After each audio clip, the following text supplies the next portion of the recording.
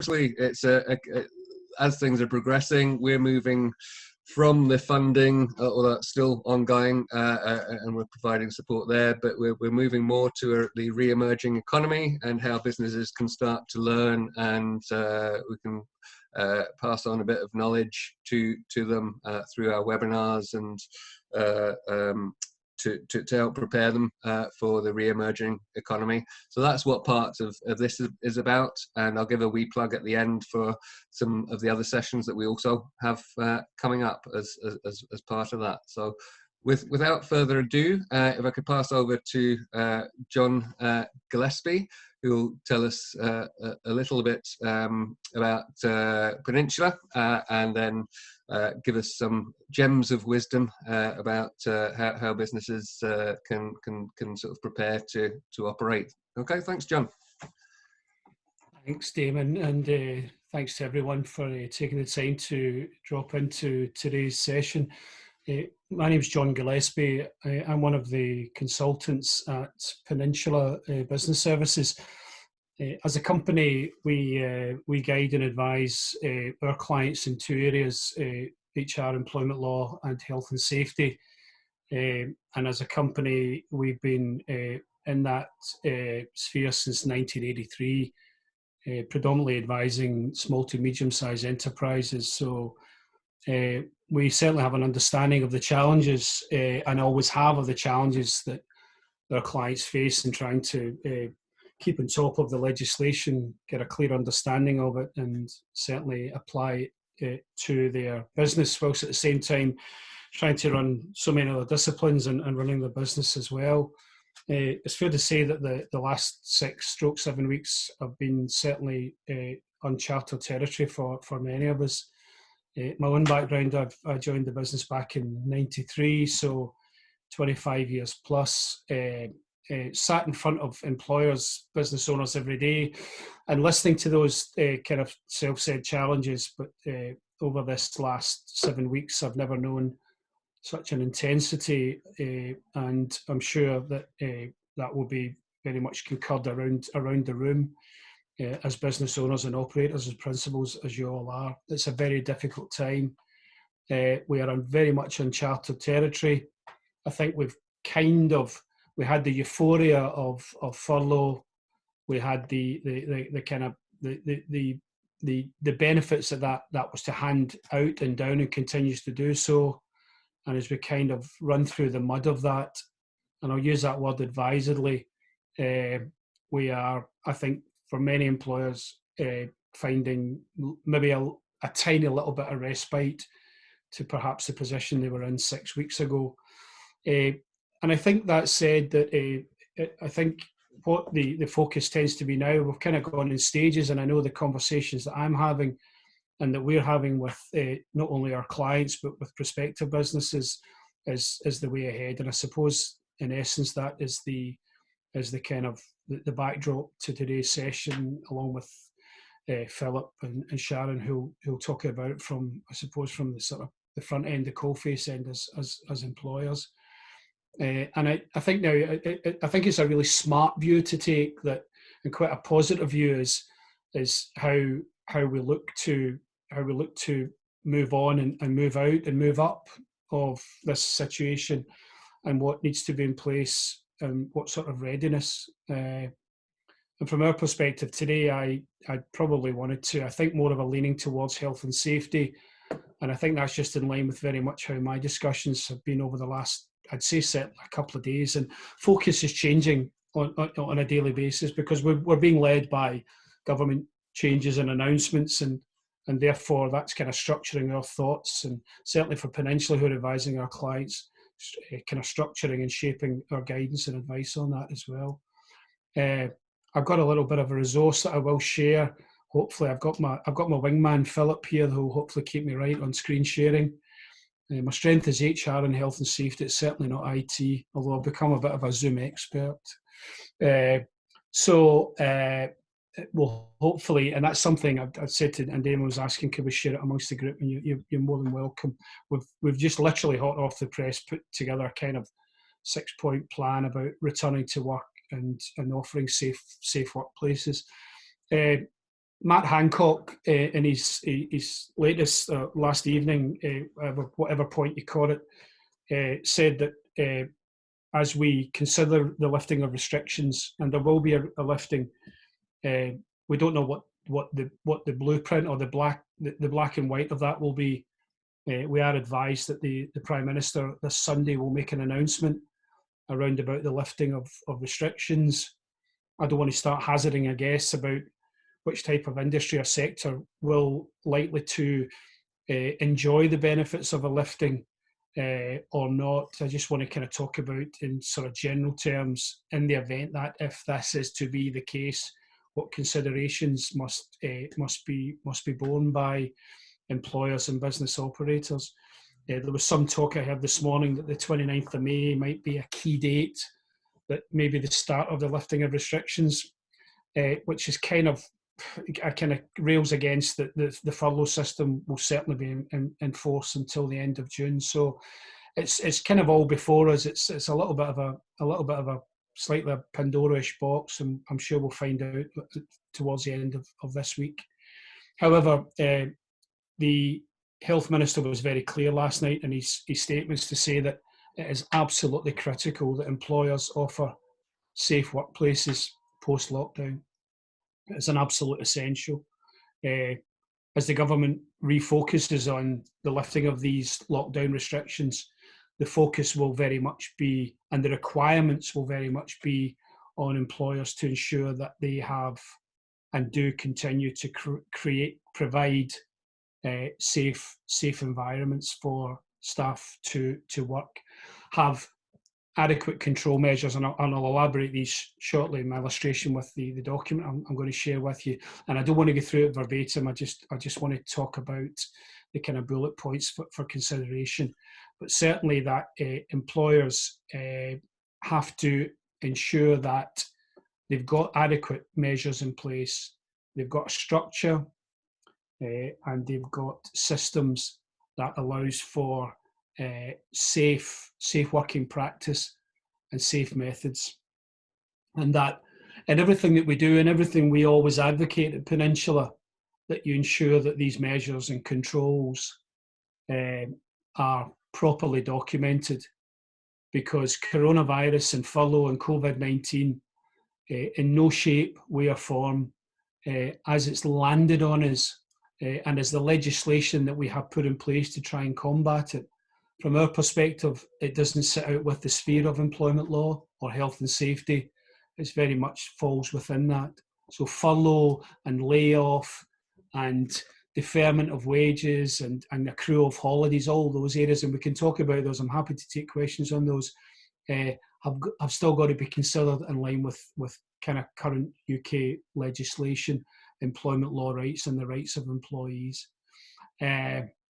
I just wonder, Philip, if you could maybe just potentially now share that screen, if you wouldn't mind. Right. Can I also jump in and actually say to people, just up at the top of your screen, there's a wee grid in case you haven't found that previously, and you can get gallery view or speaker view. And obviously speaker view is much more helpful when you're sort of trying to listen to someone. Okay. Yeah, so this is a document that I said I'm pretty keen to share with anyone who would like to have access to it.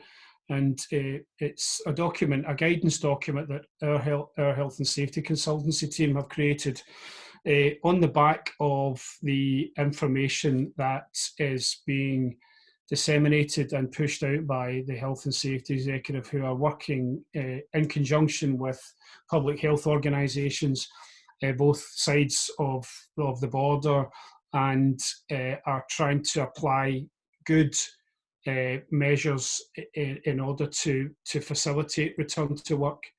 Kind of the questions we're asking, but is, have employers, these are the questions I'm asking, have you thought about when your staff do return to work, what shape, I've said this before previously on a forum here, what shape your business will be in, what shape the landscape of your clients will be as well, and it's kind of cutting your cloth to fit. I've kind of lost that screen there, Philip. Now you.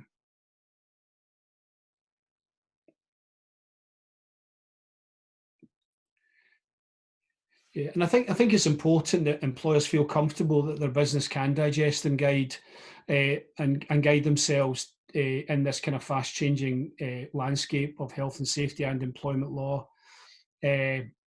Questions, what happens if my employee refuses to wear PPE equipment, or adopt social distancing, or wants to use communal areas that I've restricted and banned from using?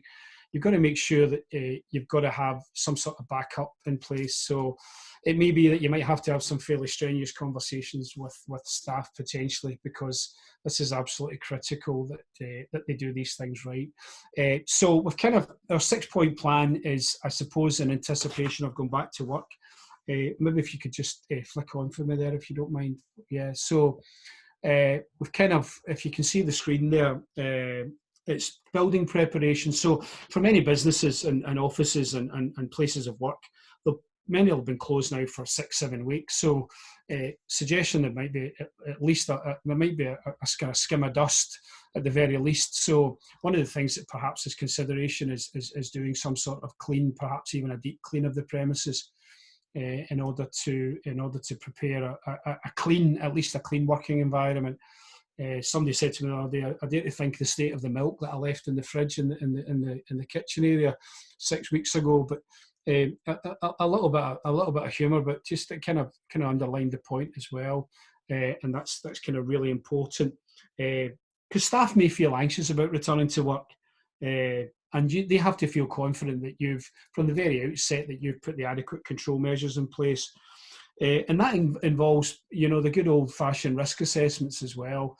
We can't forget about those. Risk assessments are absolutely essential and critical for any employer to measure risk. COVID-19, returning to work, is very much focal at the moment, and so therefore making sure that clients do document any findings that they have and articulate that, and again issue and disseminate that to their employees. So depending on the size of the business and perhaps the state of the workplace, perhaps looking at a deep clean.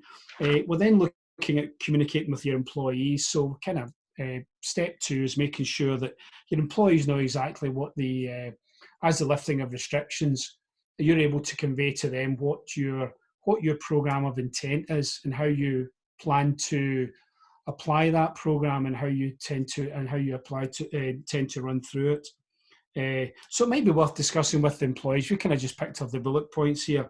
The needs of the business itself, which staff may be considered to return to work. Maybe not the case that all staff are coming back. We're hearing talk of perhaps having kind of staggered or tag team rotas. So convey that information. So make sure that everyone feels that they are familiar and up to date with the plans that you have moving forward. Point 3, if you could maybe push on as well. As I say, this document will be available for those in the room and others if they need access to it. But these are our kind of 6-point plan. So implementing social distancing. So just the kind of standard, at least 2 meters.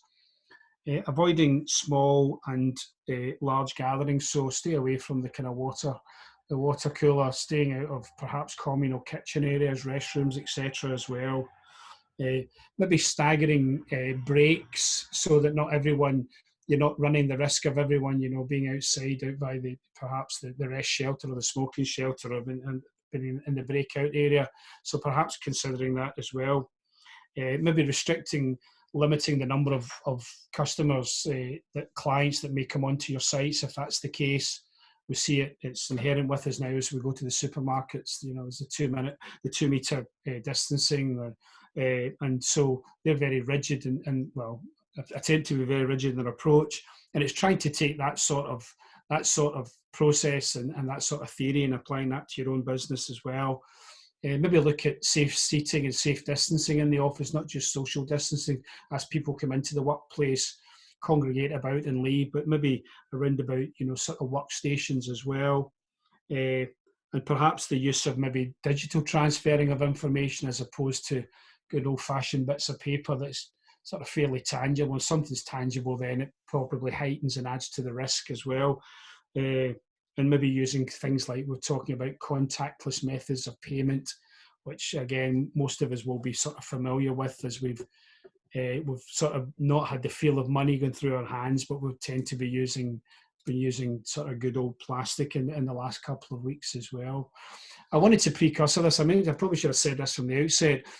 One of the principal considerations, however, across all of this, and it's something that Mac Hancock did say, is that where possible, that employers should still consider that employees work from home for the foreseeable future. And we know that's something that our own First Minister is absolutely abundantly clear on.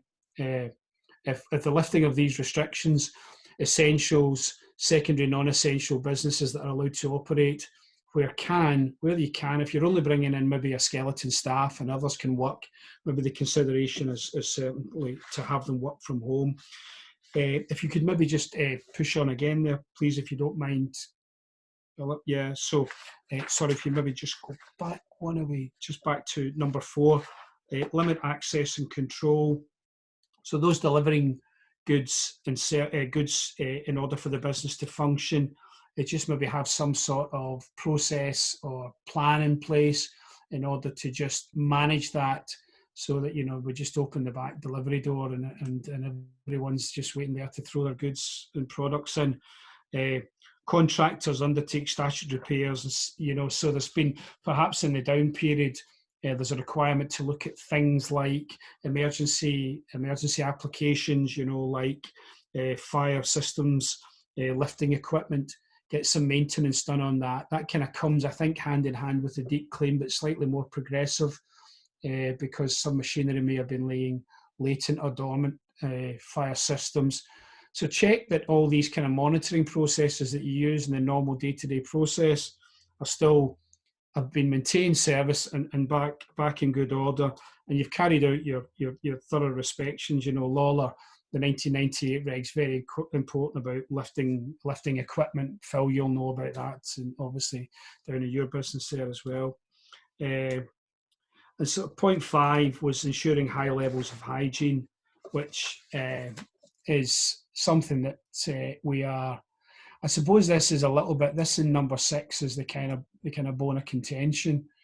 The mandate from government was very, very critical and strict in its kind of dogma and its setup. But the last thing it said was providing PPE equipment, and that's where we kind of hit the rub slightly, because that's where we have the difficulty in accessing getting all the appropriate types of PPE.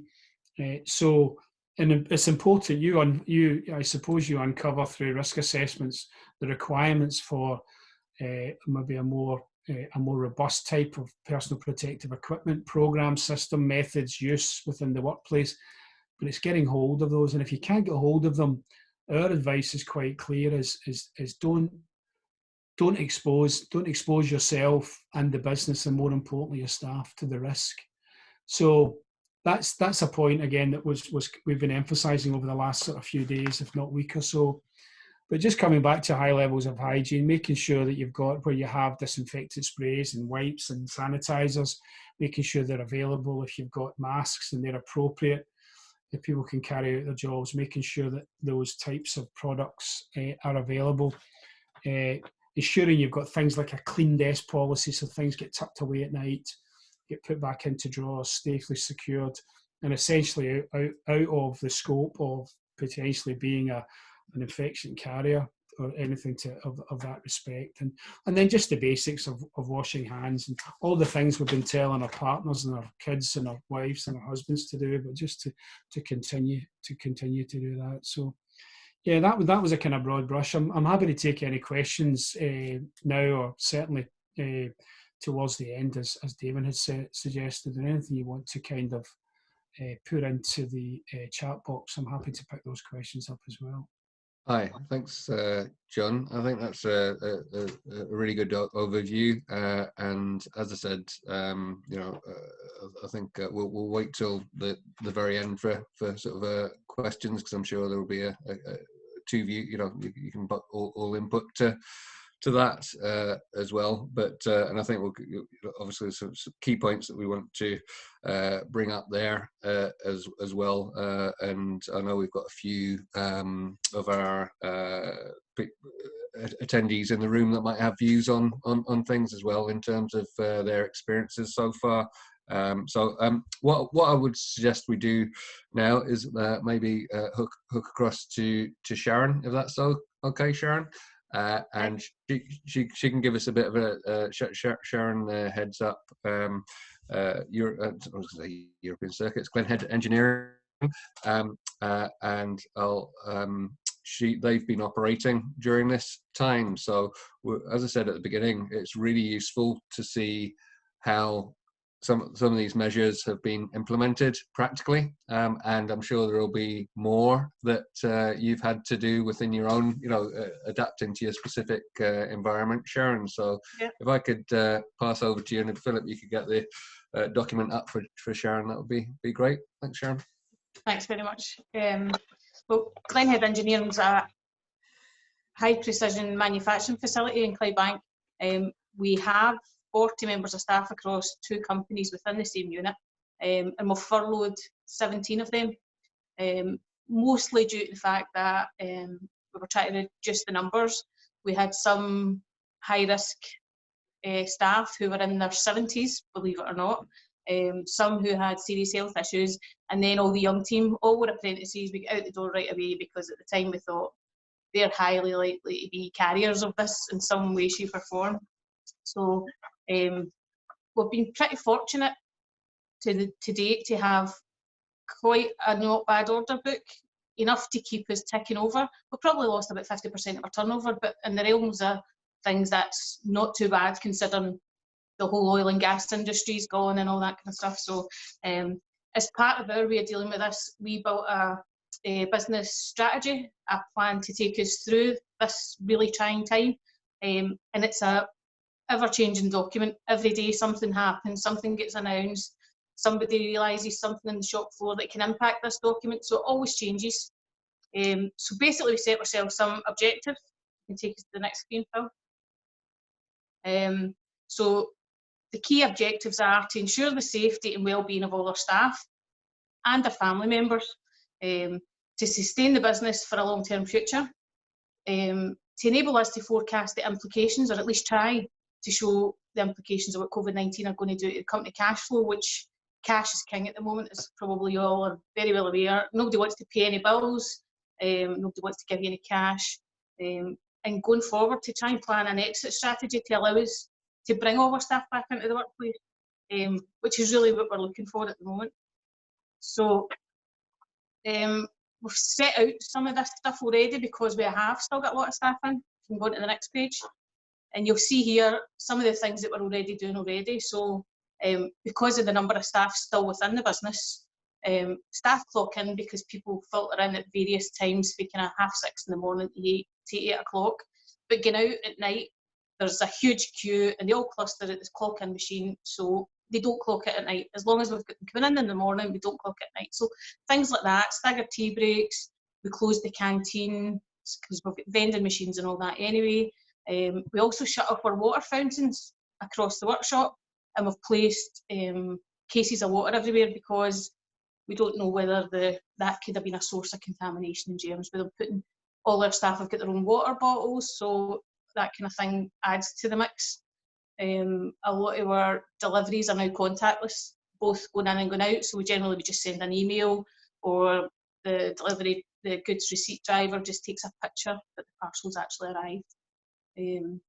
Our workforce and our workspace is pretty big, so all our machines have 2-3 metres between them, so there's ample space for us to do social distance in the workshop. When the guys are taking their breaks, they're staggered, but they also take their breaks at their machine, so they've got a wee workstation, they've got a chair, and they can read their paper there. But there's also plenty of space outdoors with seated area, and because of the reduced numbers, we've been able to kind of handle that and manage it well. There's lots of things up, loads of communication with the staff between us and the Health and Safety Committee, toolbox talks, all that kind of thing. We're really clued up in our health and safety. We just get accredited to 45,001 a couple of weeks ago, well, a couple of weeks before this happened. So all our roller gear, all that is all bang up to date. And we keep in touch with the furloughed staff. I think that's really, really important, that they know what's happening within the workplace, how our orders are going, if there's an increase in demand, when they're likely to be back, any change in legislation or what the government's saying and how it's impacting them. Because as much as some of them are a thorn in my side, we really miss them, and some of them are key to our business. So we can just go on to the next page. So sustaining the business is key. There has to be a business for them to come back to. So we're trying to keep our customers up to date on what we're doing, what capacity we've got, assist them with any new projects they might have, albeit myself and David aren't going on to sites as much anymore. We're not going in there measuring up jobs, seeing what we can do to help cut costs and improve productivity and all that. That's not happening. So we're doing a lot of remote support, which is all new to us because I'm not really very good with technology either. A biggie for us was making sure we had a good, strong supply chain around about us. So 95% of our goods come from West Central Scotland, and that's key to the business. We need to be able to get stuff quickly to react to keep our customers going. Two of our biggest customers are power and medical, so we were right up at the front, deemed as critical to keep going in manufacturing. We've also been doing a bit of diversifying, which wasn't something we went out and looked for. We were approached by Johnson & Johnson, who asked us to make visors, so that just kind of came on board for that. And our staff are really heavily involved in how we can drive the business forward in these difficult times. So there's always staff notice boards up, ideas, wee competitions and stuff, just to get them on board and see us through this period. If you go on to the next page. So these are all just really bullet points of what we are doing. So we've ensured we're cash flow forecasting for the next 12 months. That's mainly because we weren't sure where we were going to be placed, how much cash we were going to have in the bank, how much cash we were getting in, and what grant assistance we would be able to apply for. There's hundreds of grants out there, and it's just a minefield. But if you're ready with your cash flow predictions, it's a lot easier to apply for these grants. So that was a biggie for us. Bank, HP providers, all that, holiday period, monitoring cash flow, that's just kind of standard things you would be doing. But keeping an eye on social media and all these industry experts that are out there. For us, it's Engineering Industries, Federation of Small Businesses, Chambers of Commerce, Scottish Enterprise have been really, really good at getting information out there for the government, which has been great. And that helps you keep up to date with the most relevant current legislation. And keeping our customers knowing what are happening and asking them if they can forecast what they foresee and when they're anticipating their building up. We've got a pretty extensive client base, which is global, so different parts of the world are seeing different timescales coming in, so that's impacting our business, which brings us to the staff return. Could you go to the next slide, please? So we anticipate, just like the government, ours is going to be in phases, but it will be specific to the needs of our business. So if we see a huge upturn in oil and gas, which is highly unlikely, we would bring all our turners back at the one time. If it's all down to General Electric and it's power, then all our millers and our toolmakers will all come back at one time, or it might be a cross section, but it will then be based on the individual as well. So it will be down to if they've got any health issues. I've got two toolmakers, one's 70 and one's 78, and they've never had a day sick in their life, either the two of them. But because they're in that high risk category, they won't be coming back till the end of the 12-week period, or maybe longer, because it's just purely down to the responsibility that we have to look after their health. We intend to get the labourers back first, and they'll be doing a deep clean of the entire workshop, and I'll assist in maybe putting in more strategies or working with our in-house health and safety committee. We do a lot of toolbox talks, so there's loads of communication back and forward, and the guys in the workshop are best to feed us back information on how they see it working best. So it's okay us having great ideas, but you really need input of all your staff to make it work. And as I say, we are keeping in contact with all our furloughed staff on a regular basis, just to make sure they know that we do care and we do want them back, and that at some point that we hope this situation is going to be over and we can get back to the new normal. So that's Glenhead's strategy plan, ever moving document. That's me, Damon. That's great. Thank you so much, Sharon. That was a really amazing mix to have John talk about. You know, some of the sort of bullet points of what you need, and then to hear you speak about, you know, how you've managed very well. I have to say, well, I was quite glad that I covered quite a lot of these points, which is good. So, aye. I would like to just check with Philip, because you'll be in a similar position with you know, continuing to operate. Is there anything you'd like to add, or you've done differently?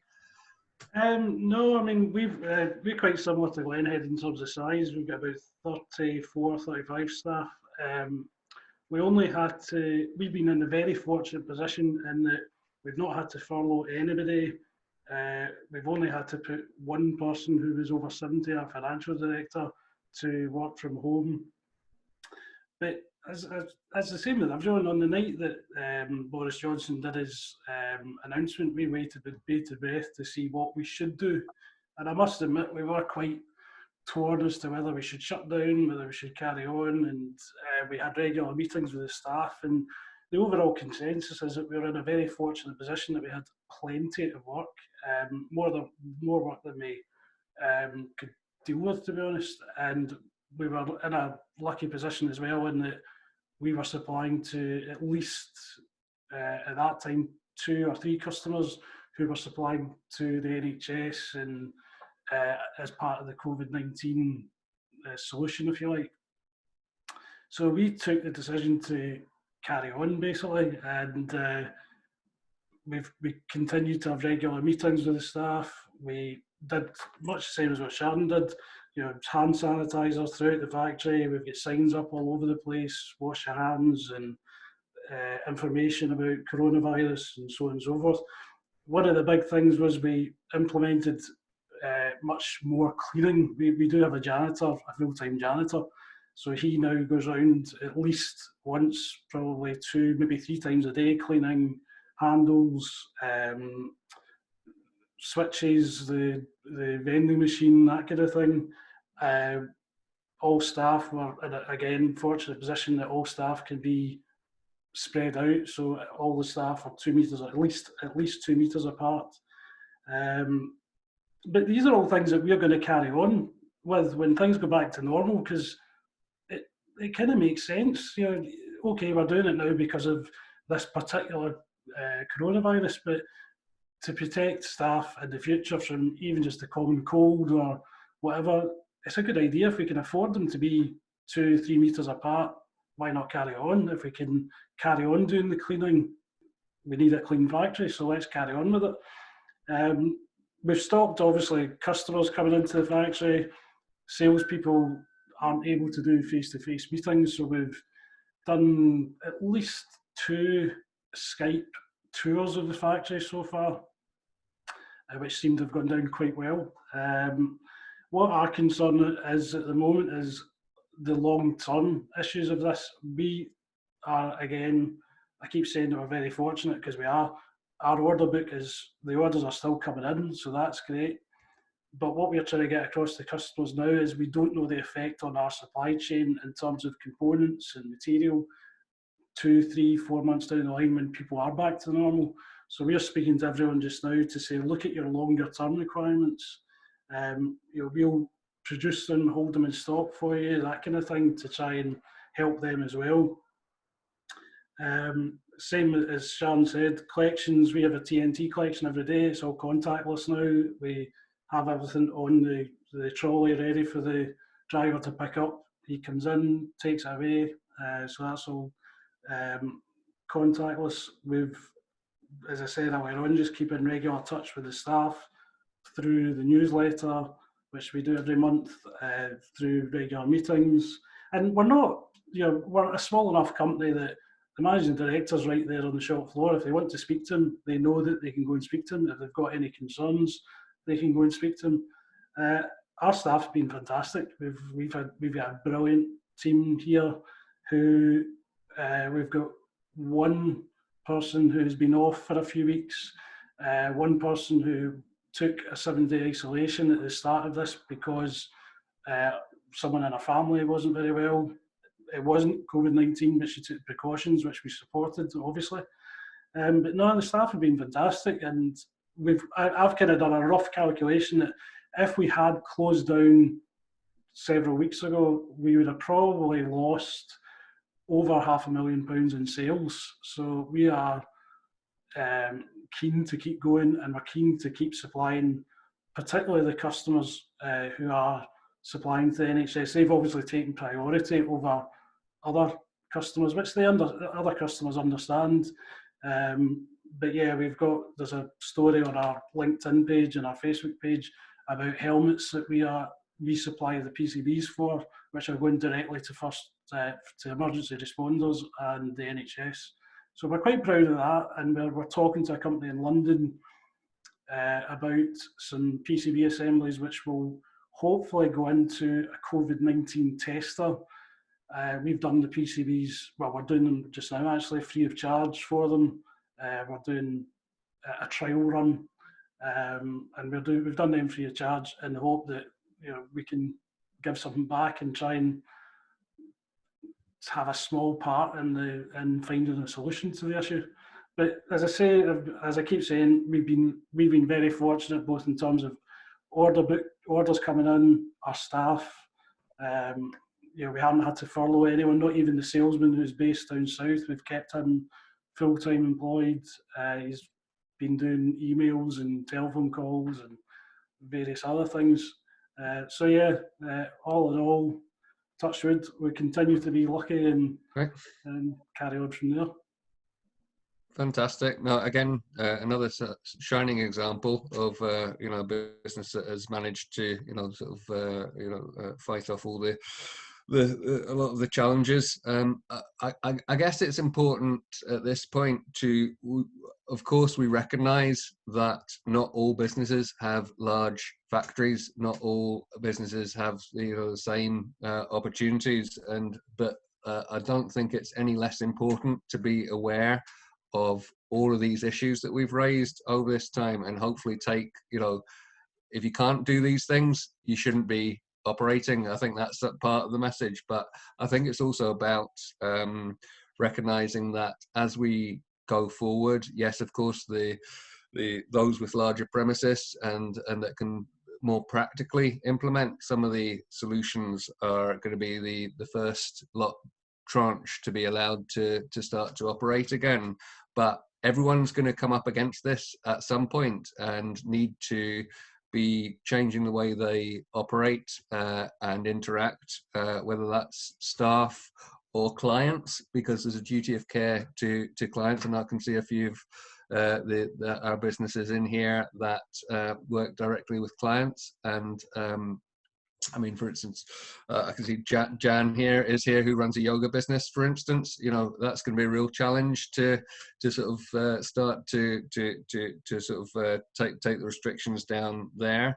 But I think sometimes where there's a will, there's a way. They're already talking about, obviously the one everyone's queuing up for is hairdressers, for instance. But actually, when you think about it, it's impossible to, you can get the PPE and what have you, you can take all the measures, but it's unless you're Edward Scissorhands, you're not going to be able to cut someone's hair from a meter away. So there will be a tipping point where they'll be allowed to operate, but they'll need to take all as many precautions as they can. But at the same time, they can have certainly have 2 clients in it. Once, often they're big enough to have a couple of clients either side. So there's still ways to operate and just sort of queue people outside, for instance, or make sure that they come in at the right time. So I am recognizing that even for sole traders and people who have clients, they're going to need to advise at different points, maybe as the restrictions come down, how to operate. So I think it will be valid for absolutely everyone. I think there's a key message in there. if there is a way of working remotely and delivering your service, again, going back to Jan, she's doing some amazing work online to provide Zoom yoga classes, for instance. So it is about that pivoting and reacting as well to stay within those guidelines. We'll have to wait and see what the government say, but as John kind of picked up there, certainly it's not going to be a big shock that they're going to try and implement some of the social distancing and these elements. It's just about how businesses manage to do that within those guidelines, and so that they're protected, and so they protect themselves and their staff and the clients as such. So I think there's some really valid points in there, and I thought as well, when you do have staff, the idea of scheduling them at different times and staging the input was an interesting one. And finally, before we go to the questions, I think it was really interesting. All three of our panel today mentioned communication, so that's really important for staff, for your clients, for your supply chain, etc. Just to the communication element is a real sort of takeaway for me there to implement a successful strategy for this. So at that point, I think it's a good opportunity to open up to any questions. You can either raise your hand in the chat bar, or if you can't do that, put it up physically and we'll try and spot you. I know there was one in Philip. Did you have a question? I don't know if Trish is in the room, but Trish has asked how to apply social distancing when delivering sewing machine lessons. Okay, is Trish? I can't actually see. I don't think she's in the room, to be honest. I don't think she is, but I mean, it goes to that. Probably without knowing the details, we can't really sort of comment on that. But it does highlight that it will be different for different businesses. Now, if she has the opportunity to, have some sort of distancing and manage the flow of people, then I would say, I don't know, John, do you want to come in with any examples there? Did I pick that up right there? Was it what type of lessons? Sewing machine. Sewing machine lessons. Right. Okay. So I think what underpins this is a level of common sense. I think certainly we all have to be quite pragmatic about this. We understand the consequences of and the severity of this. I was just mindful of those in the room and what the type of their business. I think there was quite an equivocal point made by the Prime Minister a couple of weeks ago. People who work in close proximity business like hair salons and beauticians, it would appear that the guides on that could be somewhere around about 6 months, and that's not great news. But that's just it's what it is. The government are taking their guidance from public health bodies, so. Sewing machine, I suppose it depends on how they can set their business up. Can they do it via virtual meetings? Can they do it through webinars? Could they do it possibly in sort of fair close proximity? But again, if they are doing it, if they're going to do it in proximity, in a room, in an enclosed space, again, all the rules that went before, all those type of measures that Sharon articulated and that I touched on would have to apply. Right, and I think actually I forgot to say Sharon's kindly agreed that she'll let us share her current document. As I mean, be aware that it's just it's a guide and an evolving document, but we'll share that with people because, as I said, whenever and whatever you do, you will need to think about all these same issues at some point. So we'll get that shared with you guys via hub as well. Can I just add something? You mentioned this earlier on, but right back at the beginning of all this, the messages coming from the government, etc., we found them to be very unclear. And I think you said earlier on, communication with other businesses, because we were talking to Sharon a lot and comparing notes and stuff. So, and the information from the chamber has been helpful as well. We were put under a little bit of pressure to shut down by, I won't name names, but someone in the government, believe it or not. But they didn't understand at that time that we were doing some COVID-19 work. So hopefully that could have resolved that issue. There are another couple of questions. One from Natasha. How can we manage our operatives to and from different sites, as it's not feasible to have them in separate vans? Don't know who could answer that. John, have you got any insight to that? Yeah, I do. In fact, I was just talking to a business about this morning, that they've got, it's kind of just near essential work. They'll be doing work indirectly for the NHS, kind of contract cleaning of sorts. They've got a fleet of about 12 vehicles and they've got 24 people, so it's 2 to a van. But our advice would be, in order to comply with it as it stands just now, it would be single person to a vehicle, not unless they've got, within the van, the structure of the van, they've got proximity to perhaps someone could be sat elsewhere. But then you've got a whole raft of driving regulations and driving safely at work that you perhaps could be contravening against. What about the visors? You know, they've got the actual, you know, the visors that you could put on here between, if there's two in the van. Surely, you know, you could, because we'd be buying them anyway. So I don't know if has that been a consideration with visors while they're in the car or vans? I think it's certainly a point. It is a point for consideration, Natasha. I think what you'd have to look at is the amount of time that they would spend in the van. You would have to probably measure that, whether it's just a journey to, and the majority of their working time is on site, and then perhaps a short space of time journey back. But if it's continual in and out the van, then it would probably be prudent to work, I suppose, to do an assessment of the exposure to kind of non-social distancing. Right. There's no clear guidance on this. I know. No. I think what will happen is the usual with the government, which is they'll probably make some announcements and then figure out how to sort of help businesses implement them when they start to list the sort of businesses that they, because you'll be in the same boat as a lot of businesses, you know, in construction, because which is a big, to be fair, that on the upside for you, it's a hot potato and the one that's right on the agenda because it's such a big part of the economy.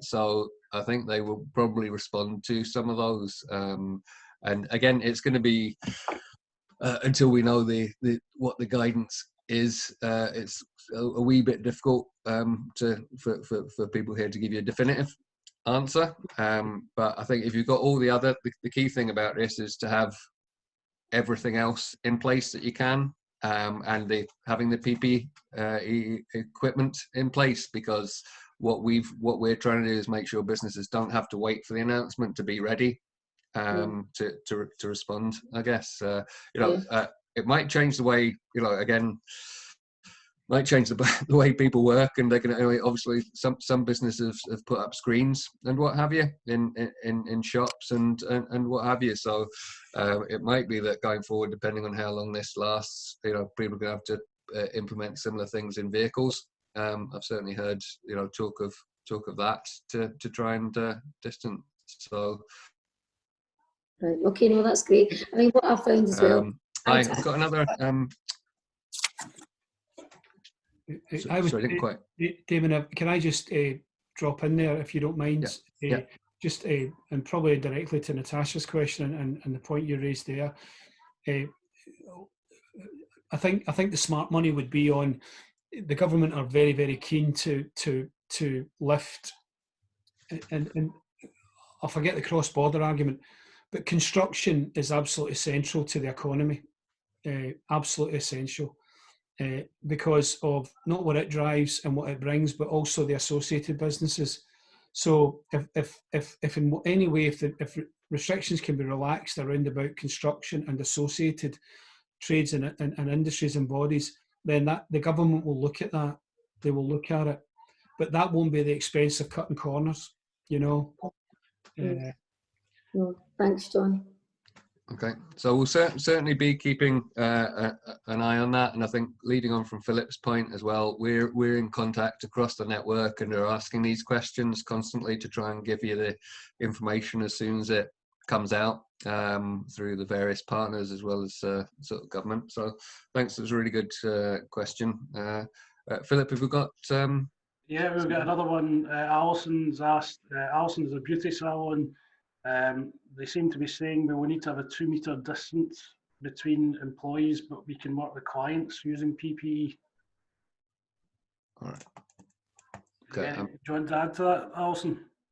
I'm just saying I don't understand how that can be viable. If you have to keep the distance with an employee, but you can work, you know, the kind of work that we do obviously is really close contact all the time. I just don't understand. I'd rather not go back until it was safe anyway, to tell the truth, but I was just looking at just different countries saying, you know, what they're going to be doing. So there's guidelines, and one of the things was that employees, we need to keep the 2 metre distance, but we can work with clients, and I just don't understand it really. It's just crazy. John, have you got anything to? Yeah, there is nothing definitive on that, Alison, No. at this stage. As we watched the news last night, there was lots of reports from, you know, Italy of relaxed travel sanctions, and they have a lot of family in Ireland, and they're talking about relaxing. Currently, you can't go more than 2 kilometres. They're talking about raising that to 5 kilometres. So across the continent, across the globe, there's different measures and approaches and different cultures. But in terms of beauty and hair, the rule just now is absolutely definite. Yeah, it has to be. And I think that we were quite surprised when Boris Johnson stood up last week and he name checked like hair salons, like pubs, like restaurants, because of the at-risk element. I know, just seems crazy. And sorry, can I just say one other thing that I was worried about when they were talking about the app that they're talking about introducing? And how would that work if, for instance, somebody was in my salon and it came up that they had got the virus, and then I had my members of staff who would have to obviously go off and sick, and we'd be left to deal with that as well? It's just, seems crazy. John, have you got anything to add? I mean, I saw the report on the app, and I think they're going to trial it on the Isle of Wight, and I don't know. I don't know if it's. We spoke about it this morning in our team meeting. Because if someone, let's say we were all together in a room here, this 15, 16 of us, and it turned out someone, then they used sort of GPS technology, say we were all within distance, and then we've all got to self-isolate for 7 days, and I know the implications around that are, I don't know. It doesn't fall. It's a public health issue. It's not entirely a health and safety issue. There would be some implications as employers around about people be shielding. Would they be technically, would they be classed as sick? Therefore, would they be entitled to SPSP or furlough? And it's just don't know. It doesn't sound like an area we want to go down quite right now. The implications of the app side of things, because I think it's a work in progress anyway. So it's very difficult to give definitive answers on that front. Lucinda, I noticed. Did you have your hand up to? Yes, I was just going to say that the Scottish Government. Sorry, Lucinda, could I just introduce you as well? Lucinda's been one of our chamber experts on the Together for Business, so she's from an employment law. She's an employment lawyer to give it that slant. Thanks. Sorry. Yes, sorry. It was just on the last question. I was going to say that the Scottish Government have issued a sort of roadmap today with various points on navigating us out of lockdown, saying that it's very likely that obviously on the 7th it's being reviewed, and Nicola's making it quite clear that she thinks that we're going to stay back in for another 3 weeks, but in the next 3 week period, she's going to be looking at, you all know this, she's going to be looking at ways to try and get out, and there are various graphs which are quite frightening. But one of the things she did talk about, Alison, was hair salons and beauticians and things like that. So it might be worth a look. I read it quite at speed just before we came on here, so I can't give you any more detail, but if you want Where would I see that then? Sorry? Where would I see that? Well, I got it on the Guardian website just by going on the Guardian, and then it covered Nicola's latest press briefing, and then there was a link to her kind of plans. She's talking about the plans for coming out, you know, allowing us to see maybe the bubble plan, you know, where you can see a few people regularly, or and discussing what to be doing about schools, and quite detailed advice. You know, she said right from the get-go she wants to be very open, and I think that's probably true. And it might be worth having a look at, because I certainly remember reading something about hair salons and beauty salons and so on. So, thanks. I think it's going to be, it's maybe not quite up there with construction, but it's certainly one that's on the agenda, because it impacts on so many people. You know, we're all going to come out of this looking like Grizzly Adams if you guys don't get access to you. So but no, that's some really good input. Lucinda, is there anything else you'd like to add, bearing in mind what the panel have sort of covered, and anything else in terms of your experiences so far? No, I mean, I thought it was very interesting. As an employment lawyer, and I do both sides, employers and employees, advice to both sides. It was really good to hear that everybody is ramming home the need for communication. That's the absolute top tip for employers. And make sure you communicate clearly and efficiently with your staff, and also have a record of it. But it did sound to me some great sensible suggestions, and it's nice to think that business is still going, and that people are planning a way out of it. You know, good. The sooner the better. Great, thanks for that. And I think again, recognizing that you know, we have a lot of smaller businesses. The communication, you know, extends to your clients and supply chain as well, and how you interact with them, and you know, the level of duty of care there as well. So I think have we got any other questions? Yeah, a couple more. I've just put a link to the document that Lucinda was talking about in the chat bar. If anyone wants to, Damon might cover this in a minute, but if anyone wants to save the chat, just click on the 3 dots in the chat box, and then save file, I think it is, or save chat. There's a couple more questions. One from Angela. Is there any funding going to be made available to help businesses set up for social distancing? Small businesses will need to provide screens, etc., to be able to start operating again.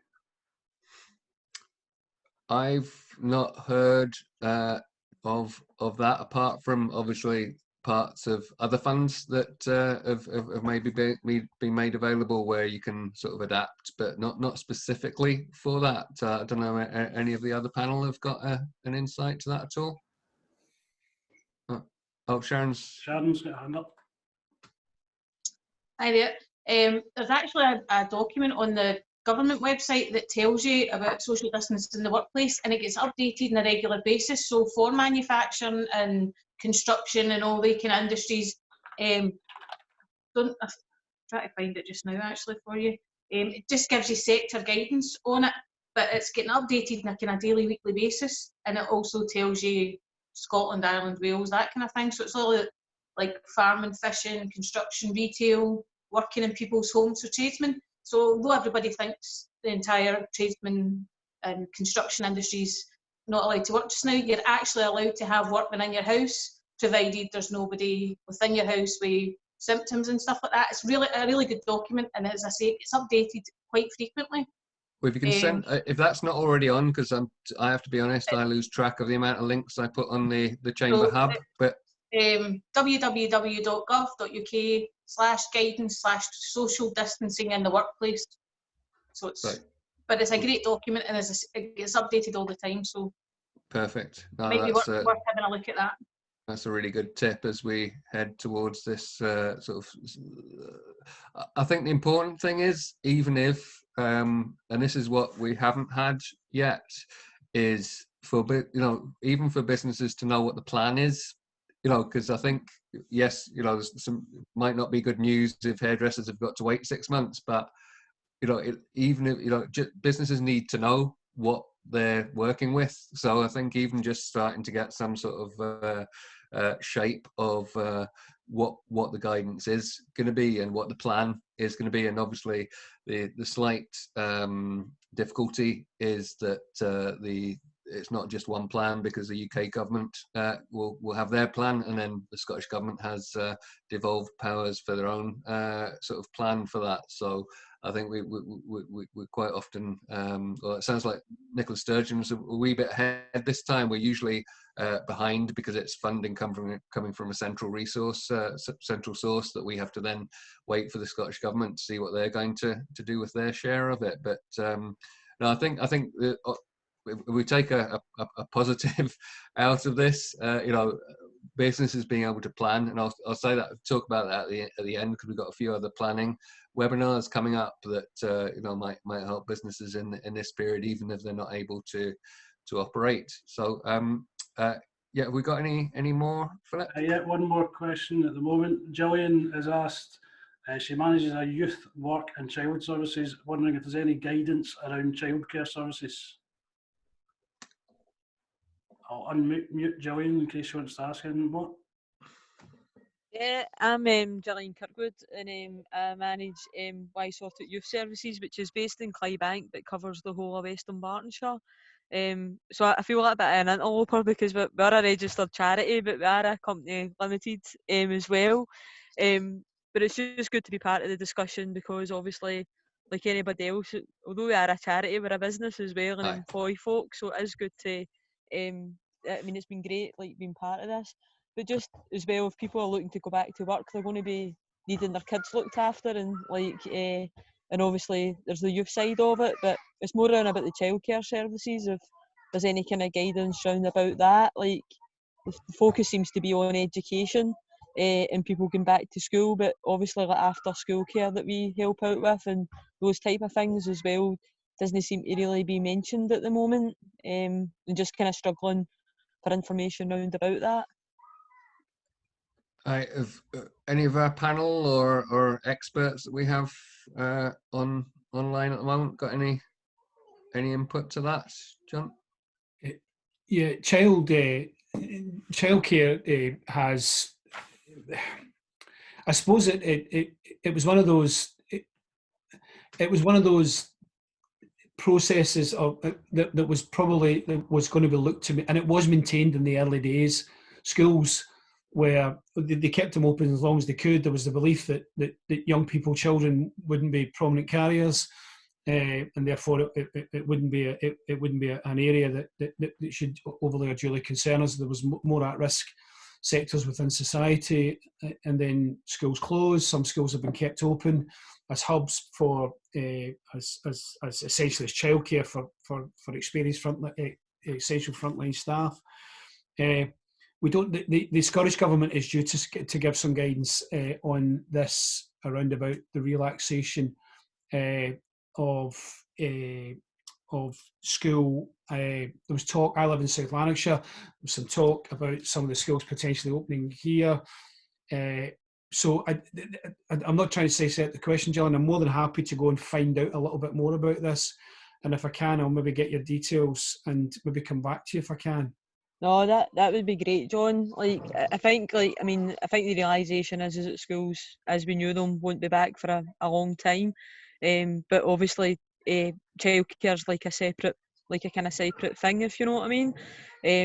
But a lot of our work is around about supporting young carers, and worked obviously really closely with schools, and just thinking for our employees as well about the whole social distancing, but being able to provide that kind of one-to-one support as well, because obviously doing online stuff and working from home only goes so far, and like everybody else then, even though young folk we all thought love social media and being online, they're even getting tired of that, and they're looking for that one-to-one support. And again, just in terms of like how we manage that and make it safe for not just only our staff, but obviously our volunteers and our young people as well. So, but this has been really heartening hearing it from a business perspective, especially like your presentation, Sharon and John, like going through the different steps and thinking about what needs to be put in place to make it safe. But no, that would be good, John. If there's anything you can send my way, I'll put my details into the chat, so that you have them. Okay. If anyone wants to put their details into the chat, feel free. Thanks very much. Or to contact us subsequently, just go to the Chamber website if you you know, or respond to one of our emails for the Chamber. So we're happy. That's what we're here for, and that's what Together for Business is about. Is you know, Gillian, it's about supporting all the businesses and charities, and we absolutely recognise that. Charities are businesses, and Together for Business is really no barriers. We actually had someone from York take part, a business from York take part in a recent webinar, for instance. So, you know, at the end of the day, we want the businesses to come and charities to come out of this as well as they possibly can, against all the odds, because we need businesses to trade and do work with other businesses for our economy to come back from this. So thanks very much for that. Philip, have we got any more? Nope, that's all the questions.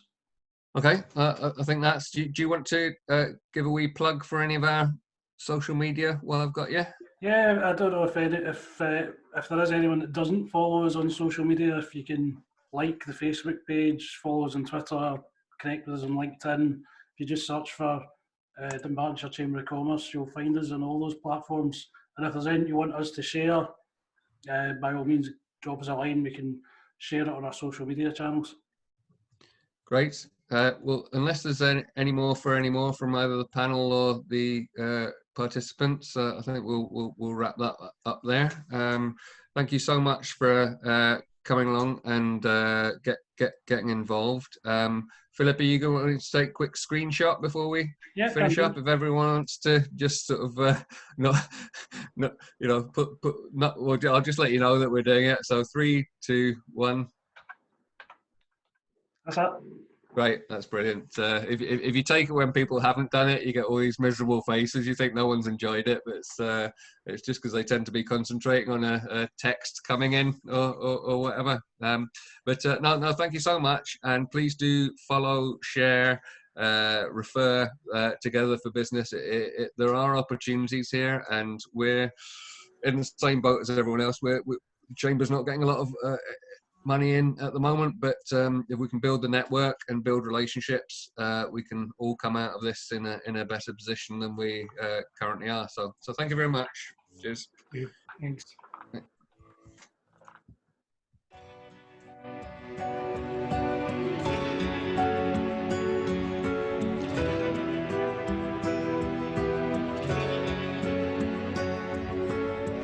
So that's good with the music there.